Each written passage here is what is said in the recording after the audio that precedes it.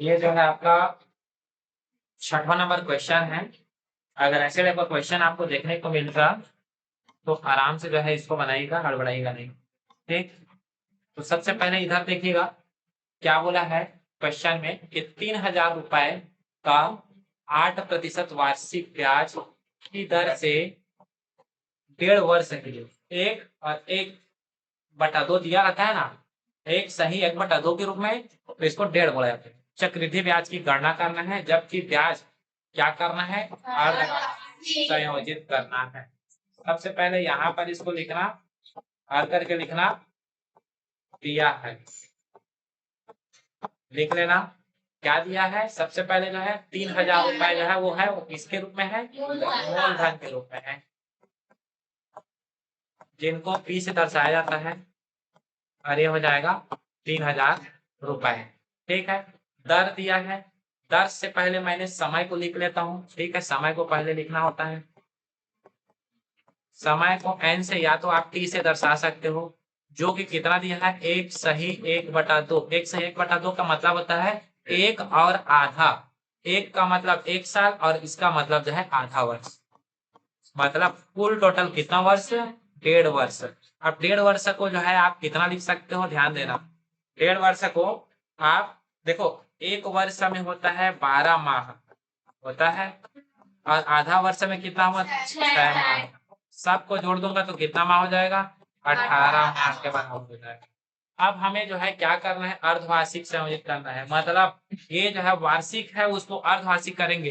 तो यहाँ पर ध्यान देना, जैसे कि 18 माह है, ये जो है पूरा जो है वर्ष में है, वर्ष में है। तो अब इसको 6 माह ही, मतलब अर्धवार्षिक मतलब 6 माह ही होता है ना, अर्ध मतलब 1 साल में जो है 2 अर्धवार्षिक, और ये तो है खुद आधा है, तो कितना वार्षिक हो जाएगा, 3 अर्धवार्षिक होगा ना। तो इसको 6 से भाग कर देना, 6 कम 6, 6 या 18। तो इसको इस प्रकार से जो है आप लोग लिख सकते हो, n बराबर 3 अर्धवार्षिक लिख सकते हो। ठीक, समझ में आया, n बराबर 3 अर्धवार्षिक है। अब दर जो बचा था उसको लिख लेते हैं। दर है जिनको r से प्रदर्शित किया जाता है, ये है कितना प्रतिशत है, 8%। लेकिन ये भी वार्षिक में है, देखो, तो इसको भी मुझे अर्धवार्षिक करना है, तो मतलब इसका आधा करना है। तो इसका आधा कितना होता है, 4%, ये अर्ध हो गया। इतना समझ में आ गया। ठीक, अब उसके बाद जो है हमें जो है क्या करना है, चक्रवृद्धि ब्याज की गणना करना है। तो चक्रवृद्धि ब्याज ज्ञात करने से पहले जो हमें क्या ज्ञात करने का होता है, मिश्र धन। तो इसीलिए मैंने जो है यहाँ पर सबसे पहले जो है मिश्र धन का सूत्र मैंने डाल, मिश्र धन, जिसको K से दर्शाया जाता है, मूलधन ब्रैकेट 1 प्लस r बटा 100, r/100, और पावर में होता है n। ठीक है, समझ आ गया, सूत्र रख दिए। अब उसके बाद क्या करेंगे, इनके मानों को रखेंगे। ठीक है, देखिएगा मूलधन की वैल्यू कितना है यहाँ पर, ठीक है, यहाँ पर रखिए। 1 प्लस r की वैल्यू ये वाला रहेगा ना, 4/100 हो जाएगा, 4/100। और यहाँ पर n की वैल्यू जो है 3 हो जाएगा। ठीक है, इतना तो समझ में आ गया होगा आप लोगों का।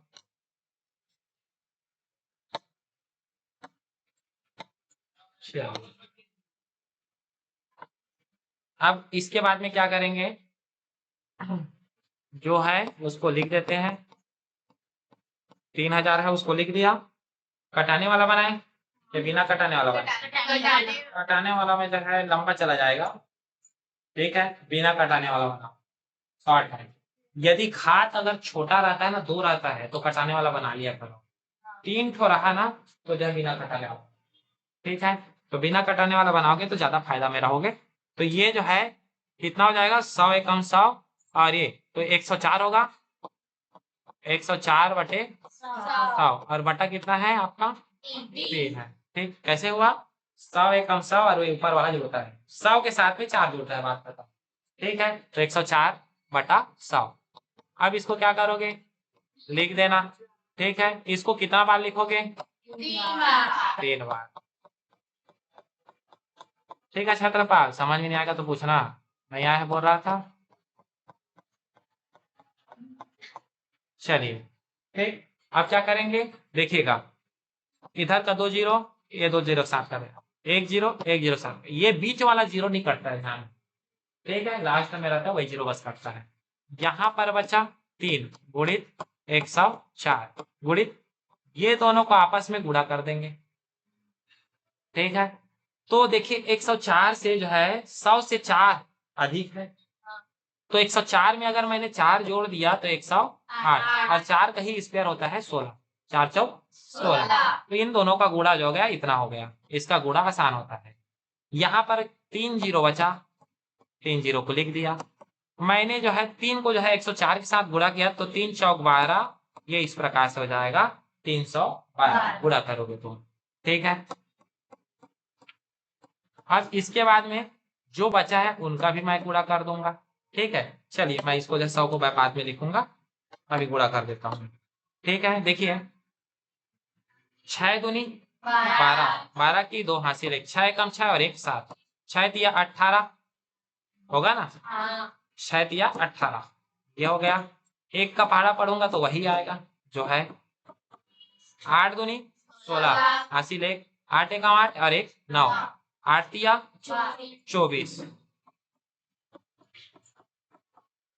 ठीक है। 0 का पहाड़ा पढ़ूंगा 0 0 ही होगा, 1 का पहाड़ा पढ़ूंगा 1 दूनी 2, 1 एक 1, 1 दिया 3, सबको जोड़ दो 2 7 और 2 9, 8 और 1 9, 15 की 5, 10 13 3 13 1 14 की 4 हासिल 1, 5 2 7 3 3, इतना मिल गया।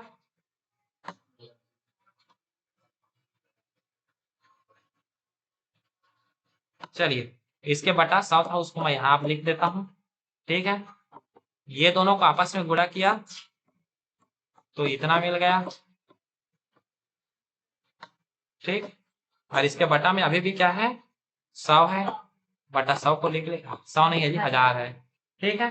देखिए 1 2 3, 3 जीरो कटा दिया, पीछे से 3 तो काउंट करो 1 2 3, दशमलव लग जाएगा यहाँ, तो फिर लिख सकते हो 35 74, मतलब कितना जाएगा 3374.59, ये लगभग जो है मान जो है आपका इतना मिलता है, ये आंसर है। और ये किसका है, मिश्र धन है, ठीक है, मिश्र धन है।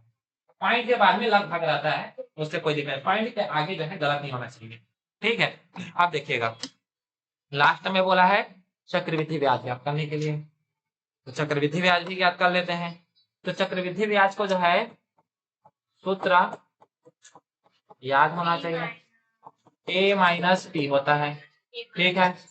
ए की वैल्यू अभी हमने निकाले हैं 3374.59, और मूलधन कितना है 3000, ये इस प्रकार से। अब इसको माइनस कर दूंगा तो 33,000 में 3000 माइनस होगा, तो ऐसे ही 3000 बच जाएगा, 374,